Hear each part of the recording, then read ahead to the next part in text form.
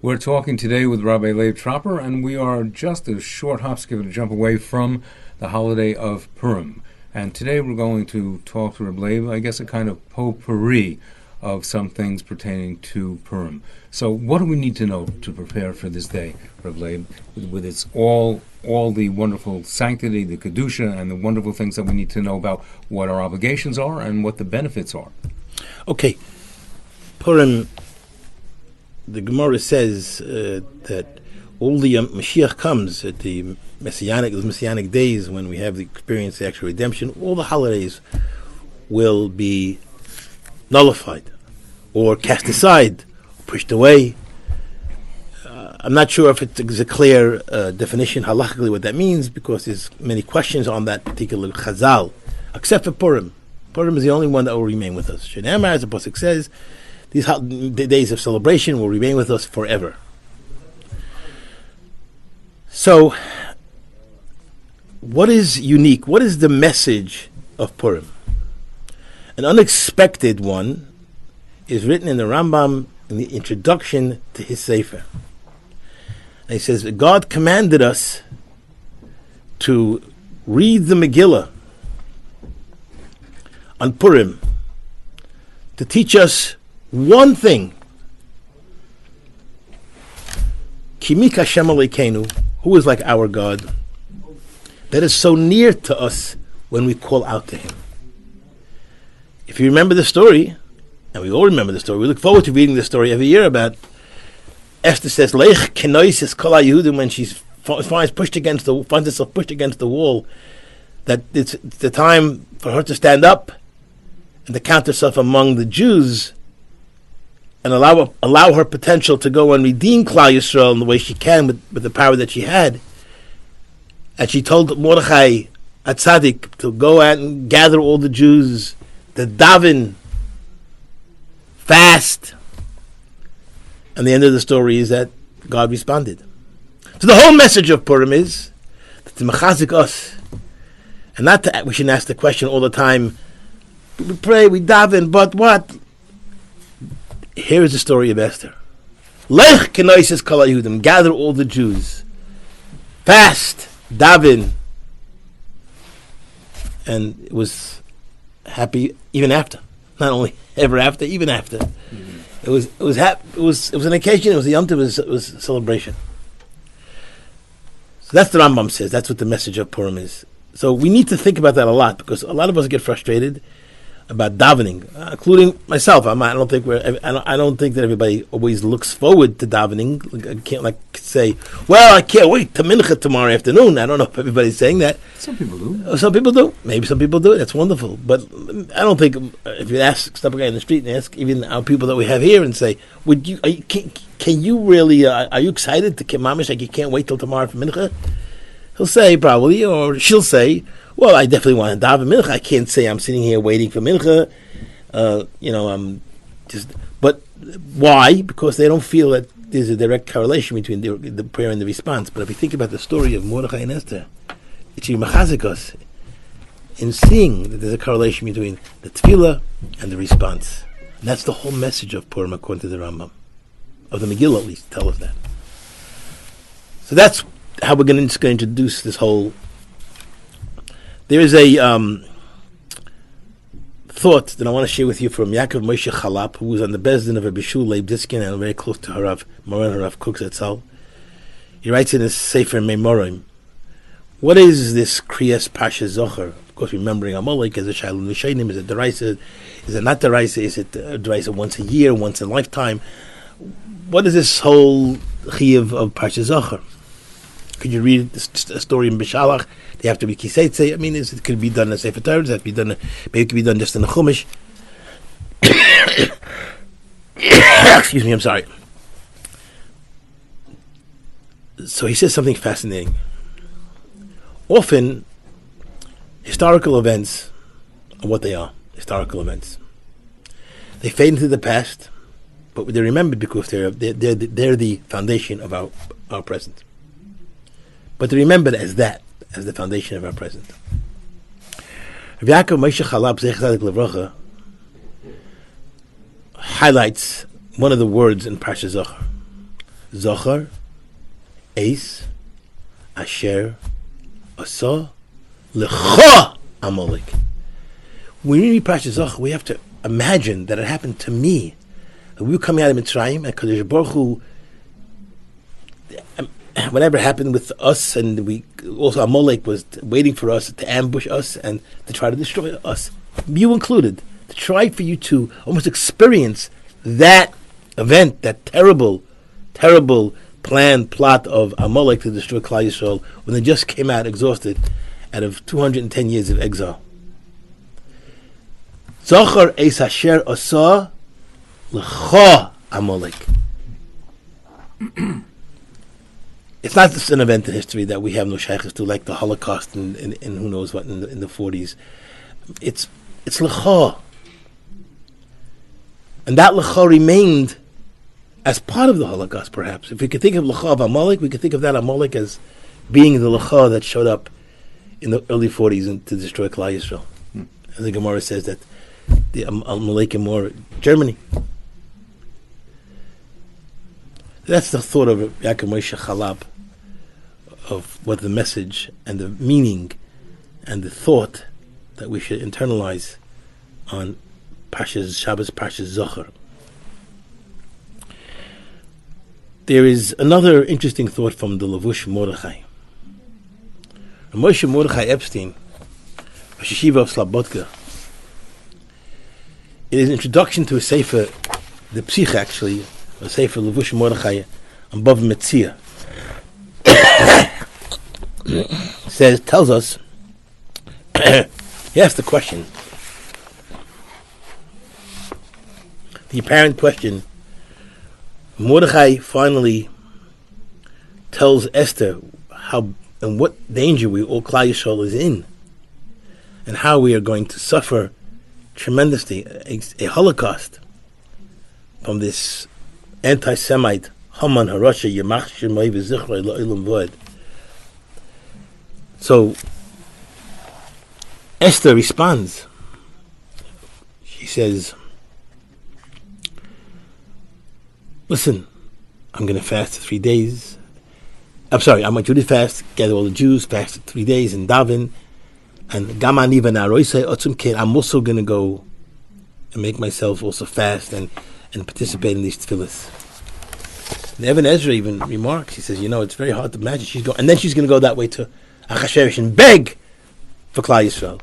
So Evan Ezra says, Achashverosh would be attracted to her physically, and perhaps she'll be able to talk to him because he's attracted to her physically. But if she's going to fast in 3 days, it says, Tainis is makhish the guf, kind of weakens the body and kind of even distorts sometimes the body. So wouldn't you want to think that of all things she would do, it wouldn't be that. She would look at like herself the best and beautiful and very attractive, and so that Achashverosh should desire her. But instead, she says, I'm going to fast for 3 days, and I'm also going to join you in the Tzilas, and then I'm going to come to the king. So Moshe Mordechai Epstein, Zecher Tzadik L'Vracha, the Rosh Yeshiva of Slobodka, says, our reflex reaction when we have trouble is to find, we garb it in the word hishtadlus, we cover it in the word hishtadlus, we camouflage it in the word hishtadlus. We got to find some hishtadlus to go and resolve this problem that's really choking my finances or whatever it may be, or my shidduchim, or Esther HaMalka is transmitting a message. And we sing it on Purim. And we sing it, but somehow it just doesn't connect. What's the message that Esther is giving us? Moshe Mordechai Epstein, Daitei Das Torah, the Yeshiva of Slobodka, tells us, Esther is telling us, I need to make Achashverosh my ally. But I really need that God should be my ally. I need the Rebbeinu Shalom to become my ally first. If I have the Rebbeinu Shalom as my ally, then I'll have Achashverosh as my ally. And for the Rebbeinu Shalom to be my ally, Gamani v'naroisei otzum kein. Tefillah, kindness, tshuva, ma'asim tovim. That's what's going to help me. That's how Achashverosh will become my ally. Sometimes we think, searching for a job. That's what I need to do. I don't have a job. I need to search for a job. Yes, you do. Make ishtadlus. But the most important thing is you have to make the Rebbeinu Shalom your ally. In your search, the Rebbeinu Shalom should be with you. And that doesn't come just through like looking through ads in New York Times. That could be like when Eibush has, Eibush has ways way above and beyond our imagination. Bumping into a guy in the subway, being somebody in shul on Shabbos. All of a sudden, who knows what blossoms out of that just meeting that seems coincidental. So Moshe Batch Epstein, that message has to be drilled into us, internalized, in the most sophisticated manner that we could do that. To make everything else, the outside world, our allies, we need to make HaKadosh Baruch Hu our ally. We suffer with enemies in Eretz Yisrael. We suffer with enemies in America, around the world. But we have to make the Lech Knesses Kala Yehudim, Minar Va'ad Zokein, from young till the old, and make the Rebbeinu Shalom your ally. And I will also, Esther says, Esther Malka, I will also, and my staff will fast and daven to make the Rebbeinu Shalom our ally. That's a very powerful message. Of course, though it's so simple, and so ordinary, but yet it somehow escapes the mind of the American, way of thinking, and the temperament in America isn't necessarily so, embracive of that concept. Zecher Tzadik Levracha, I saw years ago somebody I knew was one of the greatest Baalei Musar in the world, and I understand you knew him a little bit as well, or you met him, I'm not sure. Harav Tzadik Rabbi Tzin Brook, Zecher Tzadik Levracha, the Yeshiva of Nevardik in Yerushalayim. He was a real Nevardik in every sense of the word. His Musa was very penetrating, but he has a thought about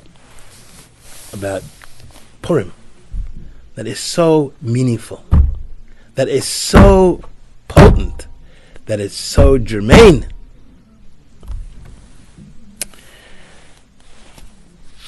So his concern is Esther tells Hasoch to tell Mordechai, I can't. You're asking me to go into Achashverosh and ask him to Rachmanis for the Jewish people. I just can't walk. Everybody knows. All the servants of the king know that nobody can just walk into Achashverosh. You have to wait till he's in the mood. He raises up his staff, and then he invites you to come in. And if somebody walks in and wasn't called in, Achas Dosei Lahamis, he's going to be executed. And I wasn't called to Achashverosh to be with him for 30 days. That's what it says in Megillas Esther in Perek Daled. So when Mordechai heard this on the Gzeira of Haman, so he told Esther to go ask Achashverosh, and she says what she said. I just told you. If she goes without invitation, she's going to be killed, and nobody will be saved. So all of a sudden, Mordechai responds to her with an anger and a frustration directed at her.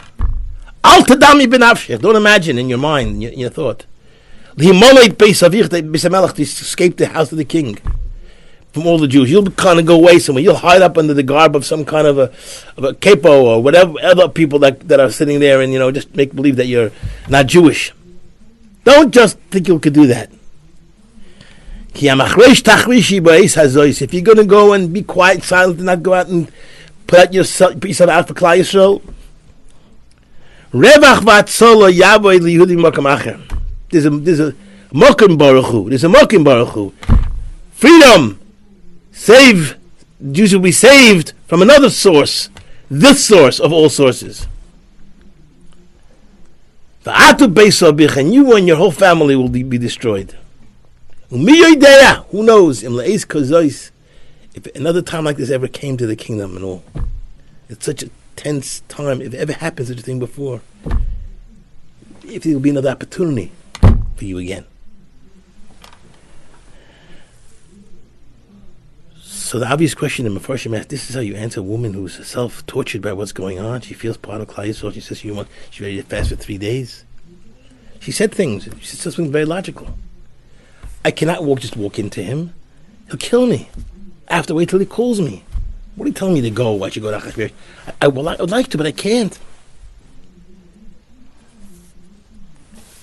And the Targum Sheni on Megillah Esther goes into a whole expansive story about how much Mordechai was so terribly upset with her response. So I'm just going to summarize for us what his great Goyen and Tzaddik Rabbi Berg Tzaddik Levracha, what he says.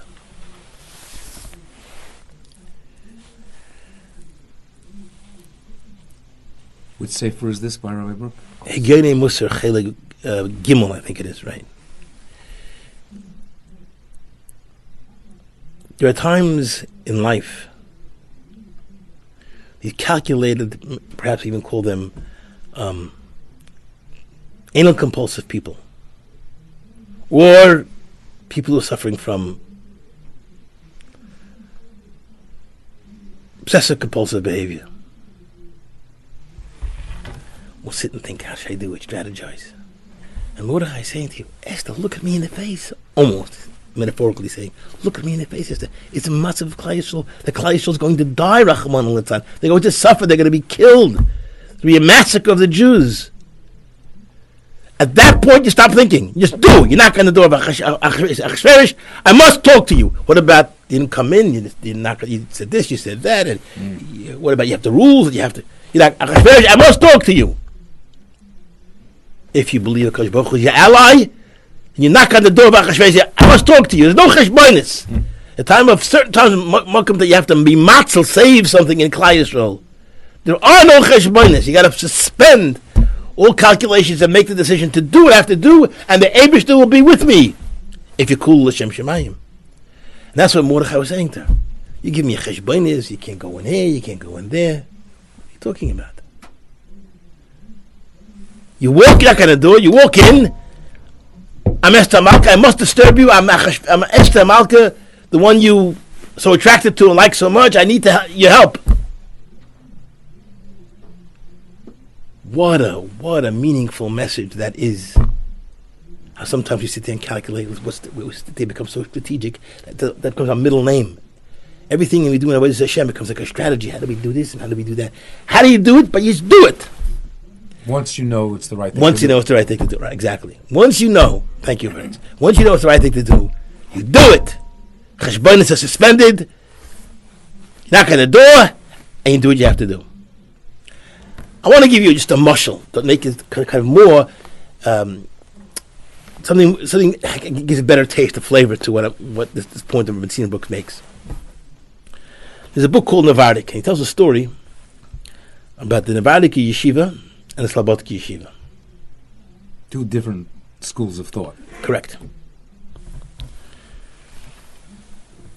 I heard the story also from Moran Tzaddik, Rav Shlomo Wolbe, Zecher Tzaddik Levrocha. Rav Wolbe said, writes in the Sefer Zikaron about Reb Chaim Shmulevitz, that there was a theme in Navardik. That you cannot do, you must do. If you hit up against a wall that you can't go through, you jump over the wall. Now here's the point. Navardik was looking for money for the yeshiva. They need money, like every yeshiva needs money. So there was a certain gvir, a wealthy person living in a certain suburb of Navardik. Big home. Big philanthropist. And Navardik sent an agent to go to his house and raise some money. So this person walks into the house.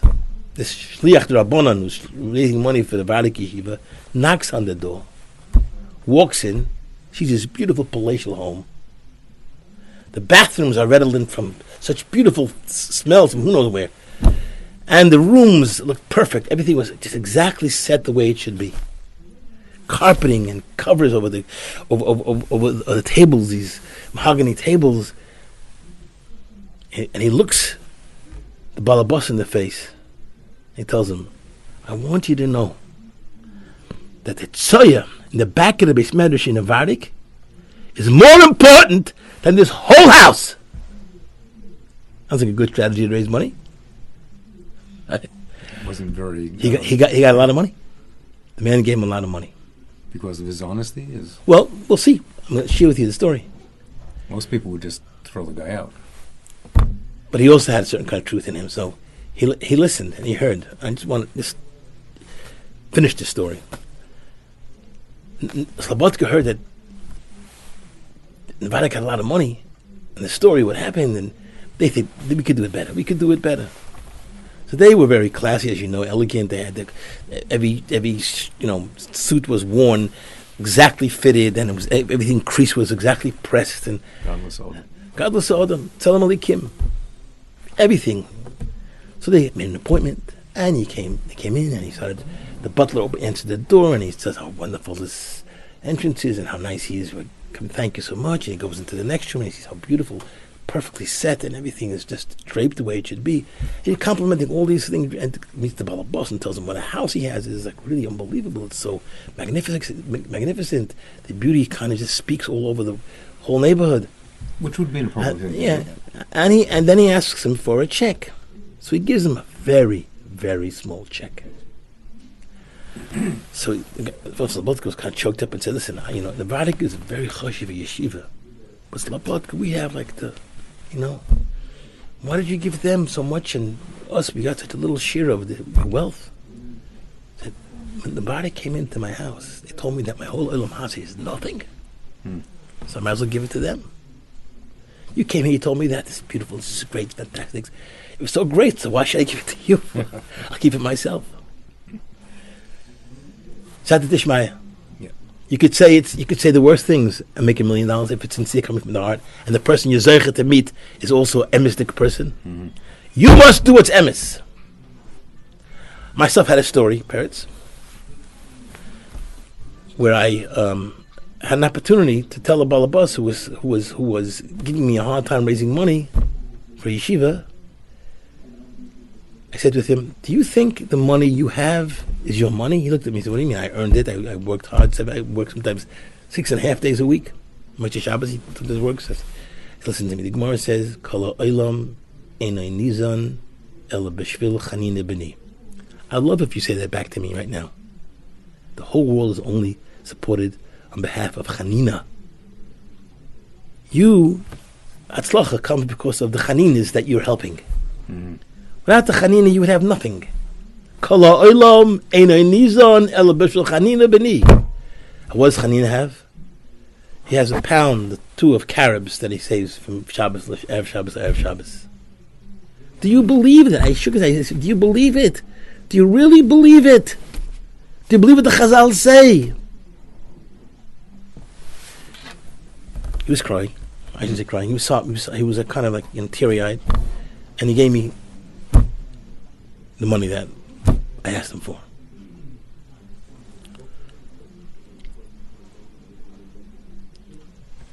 So I guess what the message is, Barrett, is sometimes the niceties of interaction are suspended for the importance of what you're doing. And you can't have the cheshbainis, and you can't be strategic when it comes to pikuch nefesh of Klal Yisrael, helping Yasam and Alamana, doing a mitzvah that really, really, really is extremely important for other people. Mm-hmm. You suspend all machshava, all thought is suspended. You just chase the mitzvah, and you catch the mitzvah, and tzchor chahar b'moed, and the schar for that kind of reaction to the needs, the important, urgent needs of a matzav of Klal Yisrael will be repaid in a manner that you would never ever believe.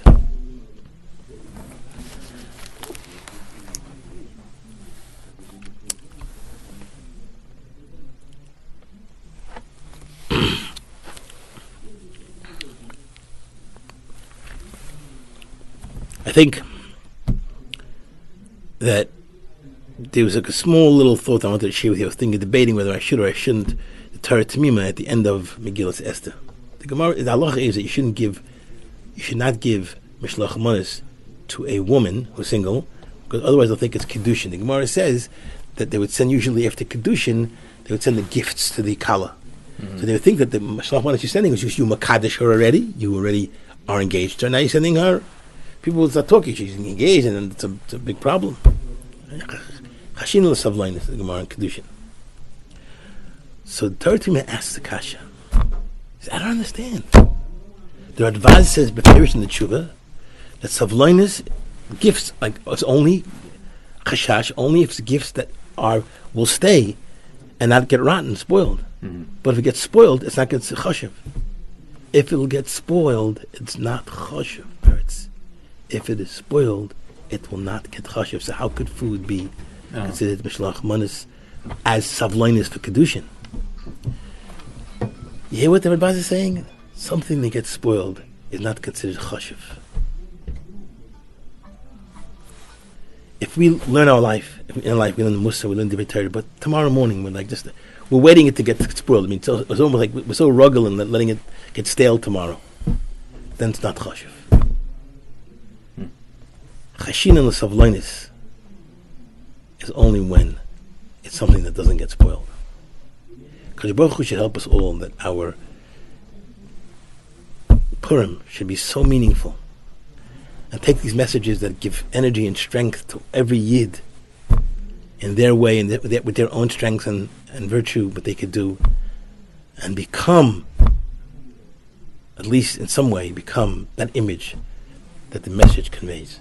Thank you very much. Amen. Thank you very much, Rabbi Leib Tropper, for those thoughts on Purim. Thank you.